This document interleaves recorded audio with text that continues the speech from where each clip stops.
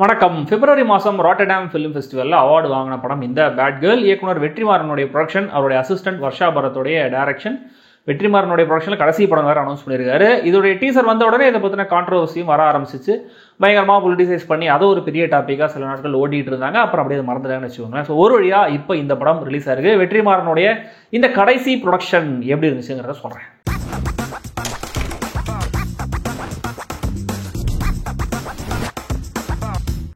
Bad girl ஒரு conventional Tamil cinema கிடையாது. இதுக்கு 3 ஆக்ட் ஸ்ட்ரக்சர்லாம் இல்லை. ஒரு வகையில் இந்த படத்துடைய லீட் கேரக்டர் ரம்யா மாதிரி தான் இந்த படமும் ஒரு ரெபலியஸான படம்னு சொல்லலாம்.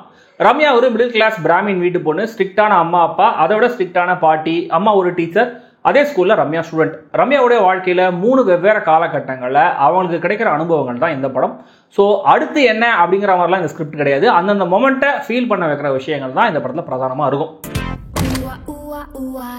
ஃபார்ம்லையும் சரி கண்டென்ட்லையும் சரி இந்த படம் ரொம்ப ஃப்ரெஷ்ஷாக இருக்குது. இந்த ஸ்டைலில் இன்டர்நேஷனல் படங்கள் இருக்குது. இந்தியாவில் இருக்கா அப்படின்னு யோசிச்சா டக்குன்னு தேவடி படம் ஞாபகம் வருது. ஆனால் தமிழில் இப்படி ஒரு ஸ்டோரி டெல்லிங்கை பார்த்துருக்கவே மாட்டோம். 3 டிஃப்ரெண்ட் ஸ்டேஜஸை சொன்னாலுமே கூட ஹாஃப் வேல உள்ள நுழைஞ்சு ஹாஃப் வேல வெளியில் வந்து அடுத்த விஷயத்துக்கு போகிற மாதிரி தான் ப்ரெசென்ட் பண்ணப்பட்டிருக்கு.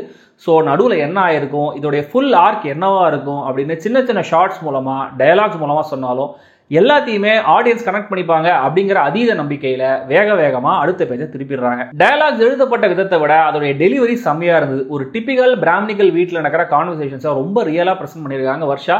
முக்கியமாக அந்த பாட்டி பேசுகிறதெல்லாம் அல்டிமேட், கேட்க அவ்வளோ ஃப்ரீ ஃப்ளோவாக செம்மையாக இருந்துச்சு. அண்ட் படம் முழுக்க நிறைய டயலாக்ஸ் அட்டகாசம். பிரேக்கப் ஆயிடுச்சுன்னா நம்ம வச்ச நிக்நேம்லாம் எங்கே போகும் அப்படின்னு வர புலம்பலான வசனமாக இருக்கட்டும். நம்ம பாட்டி அம்மாலாம் அவங்களுக்கு போட்ட சங்கிலியை உடைக்க முடியலன்னா நமக்கு போட்டு விட்டுருவாங்கன்னு வர ஃபிலசாபிக்கலான வசனமாக இருக்கட்டும். தொடர்ந்து இன்டெலெக்சுவல் லெவலில் நம்மள படம் முழுக்க என்கேஜ் பண்ணுறாங்க. ரம்யா கேரக்டர் ஸ்கூல் படிக்கிற டைமில் எப்பவுமே மூவ்மெண்ட்லேயே ரெஸ்ட்லெஸ்ஸாக இருக்கிற கேமரா, ப்ராசஸ் பண்ண கூட டைம் கொடுக்காத பேஸில் ஒரு எடிட்டிங், இதை விட கொஞ்சம் லைட்டாக ஸ்பீடு கம்மி பண்ணி கொஞ்சம் ஸ்டடியான கேமரா மூமெண்ட்ஸில் வர காலேஜ் டைம், அதை விட இன்னும் பொறுமையாக சாஃப்டான கேமரா மூமெண்ட்ஸ்னு வர கடைசி கட்டம், இப்படி இந்த கேரக்டருடைய மைண்டுக்குள்ளே நம்மளை கொண்டு போக டயலாக்ஸில் மட்டும் இல்லை ப்ரெசன்டேஷன்லையும் வித்தியாசப்படுத்தியிருக்காங்க. அண்ட் இந்த கதைக்கான சூழலில் ஆர்குட், கேபிள் டிவி, எஸ்எஸ் மியூசிக்னு எக்ஸ்டர்னல் விஷயங்களில் காட்டப்பட்டிருக்கிற டீடைலிங் ரொம்ப ஆத்தென்டிக்காக இருந்தது. ரெபலியஸாக இருங்க, ஃபெமினிஸ்ட் அப்ரோச்லாம் எல்லாம் பாருங்கன்ற மாதிரி ப்ரீச்சியாக இந்த படம் எந்த மெசேஜையும் சொல்ல. இப்படி ஒரு கேரக்டர் இருக்குது, அந்த கேரக்டர் கடந்து வர விஷயங்கள்லாம் இது அப்படின்ற மாதிரி ஒரு பதிவாக மட்டுமே இருக்குது. அது பார்க்குற ஒவ்வொருத்தருக்கும் ஏற்ற மாதிரி அவங்களுக்கு ஒர்க் ஆகிற விஷயங்களை அவங்க எடுத்துக்கலாம். ஒரு ஜென்ரேஷனுடைய நல்லது கெட்டது அடுத்த ஜென்ரேஷனுக்கும் பாஸ் ஆன் ஆகும் அப்படிங்கிற விஷயமும் இங்கே பேசப்பட்டிருக்கு. ரம்யாவுடைய அம்மா அண்ட் பாட்டி கேரக்டர்ஸ் காலங்காலமாக மிசோஜனியை ஃபாலோ பண்ணி அது தப்புன்னே தெரியாத ஒரு செட்டப்போடைய ரெப்ரசன்டேஷன் மாதிரின்ற மாதிரி நம்ம புரிஞ்சுக்கலாம். பேத்தி பண்ண தப்புக்கு இதுதான் சான்ஸுன்னு அந்த பாட்டி மருமகளை பிளேம் பண்ணி பேசுகிற அந்த மொமெண்ட்லாம் செம்ம ஷார்ப்பாக இருந்தது. அந்த சீனில் சாந்தி பிரியாவுடைய ரியாக்ஷன், ரம்யா கேரக்டருடைய வாய்ஸ் ஓவர் ரெண்டுமே அட்டகாசம். அதுக்கு பே ஆஃப் மாதிரி செகண்ட் ஹாஃப்ல ஒரு சீனில் அந்த பாட்டி பண்ண விஷயங்களை ஒவ்வொருத்தரா லிஸ்ட் போடுற சீனும் செம்மையாக இருந்தது. அண்ட் சில படங்கள் தான் நம்மளுக்கு ரிலேட் ஆகனாலும் என்டர்டெய்னிங்காக இருக்கும். அப்படி ஒரு படம் தான் இது. ஏன்னா இந்த படம் உங்களுக்கு ரிலேட் ஆகணும்னு அவசியம் இல்லை, ஆனால் எமோஷனலாக இந்த படம் ஹானஸ்டாக இருக்குது அப்படிங்கிறத உங்களால் கண்டிப்பாக ஃபீல் பண்ண முடியும். கலர்ஸ், கேமரா ஆங்கிள்ஸ், க்ளோஸ்அப்ஸில் கேரக்டர்ஸுடைய பிளேஸ்மெண்ட்டுன்னு விஷுவலாக ஒரு அன்செட்லிங்கான ஃப்ளேவராக வந்திருக்காங்க. Preetha Jayaraman, Jagadeesh Ravi, Prince Anderson 3 cinematographers ரொம்ப கேண்டிடா டாக்குமெண்ட்ரி ஸ்டைலையும் சில இடங்கள் ஃபீல் ஆகுது.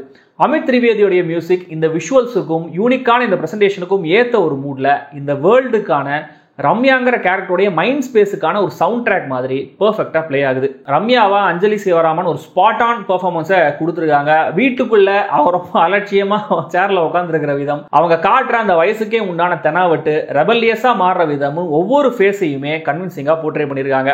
அவங்க அம்மாவா சாந்தி பிரியா சில இடங்களில் ரொம்ப ரெக்ரெசிவான ஆளாக கோவப்படவும் வைக்கிறாங்க, சில இடங்களில் ரெக்ரெசிவான சிஸ்டத்தோடைய விக்டிமா பாவப்படவும் வைக்கிறாங்க. ரொம்ப நல்ல பெர்ஃபார்மன்ஸ். அப்பாவா ஸ்ரீராம், ரம்யாவுடைய பாய் ஃப்ரெண்ட்ஸாக வர ஹிருது ஹருண், டிஜே அருணாச்சலம், சஷாங்னு எல்லாருமே நீட்.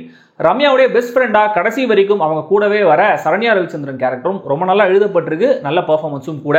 பாட்டியா நடிச்சிருக்கிற பார்வதி பாலகிருஷ்ணனுக்கு ஒரு ஸ்பெஷல் மென்ஷன். இந்த படத்தில் எனக்கு ஒர்க் ஆகாத விஷயங்கள்லாம், முதல்ல ரம்யா கேரக்டருக்கான வாய்ஸ் கேட்க ரொம்ப ஸ்வீட்டாக இருக்குது, லிப்சிங்லாம் கூட பர்ஃபெக்ட் தான். பட் பல இடங்களில் அஞ்சலி ஜஸ்ட் வாய் மட்டும் தான் அசைக்கிறாங்களோ அப்படின்னு தோன்ற அளவுக்கு ரொம்ப எக்ஸ்டர்னலாக தனியாக நேச்சுரல் ஃப்ளோ இல்லாத மாதிரி ஃபீல் ஆச்சு. இதனால குரல் வேற ஆள் வேறன்ற மாதிரி தனித்தனியாக தோணிட்டே இருந்துச்சு. தென் ரம்யா கேரக்டர் தன்னுடைய ரிலேஷன்ஷிப்ஸை வச்சு தான் தன் லைஃபையே டிஃபைன் பண்ணுறாங்க. ஸோ அந்த ரிலேஷன்ஷிப்பை காட்டுற காட்சிகளில் எனக்கு இன்னும் கூட ஒரு டெப்த் டீடைலிங் தேவைப்பட்டுச்சு. இந்த பிரச்சனை எனக்கு தேவடி படத்தையும் இருந்தது. தென் சில விஷயங்களை இம்ப்ளை பண்ணதோட விட்டுருக்கலாம், டயலாக்லையும் எக்ஸ்ட்ராவாக சொல்லியிருந்திருக்க வேண்டாம். உதாரணத்துக்கு பூனையை வச்சு வர அந்த மெட்டாஃபர். மொத்தத்தில் இந்த பேட் கேர்ள் ஒரு ஃப்ரெஷ்ஷான, தனித்துவமான, சுவாரஸ்யமான அட்டெம்ப்ட். கண்டிப்பா எல்லா தரப்பு ஆடியன்ஸுக்குமான படம் இல்லை, திரும்பவும் சொல்றேன். பட் எல்லாருமே பார்க்கலாம். Identity, self Worth, self growth, ரிலேஷன்ஷிப்ஸ்னு பல விஷயங்களை பத்தின ஒரு ஜேர்னியை எந்த விதமான ஃபில்டரும் இல்லாம சொல்ற ஒரு கதை. விருப்பம் இருக்கிறவங்க பாருங்க. US16+ இந்த படத்துக்கு கொடுக்கப்பட்டிருந்தாலுமே கூட என்னுடைய வியூல இந்த படத்தோடைய தீமுக்காக இந்த படம் கண்டிப்பா அடல்ட் சொல்லி தான். எப்படியாவது இதோட அன்கட் ஃபெஸ்டிவல் வெர்ஷனை பார்க்கணும் அப்படிங்கிற மாதிரி ஆசையா இருக்கு. பார்க்கலாம்.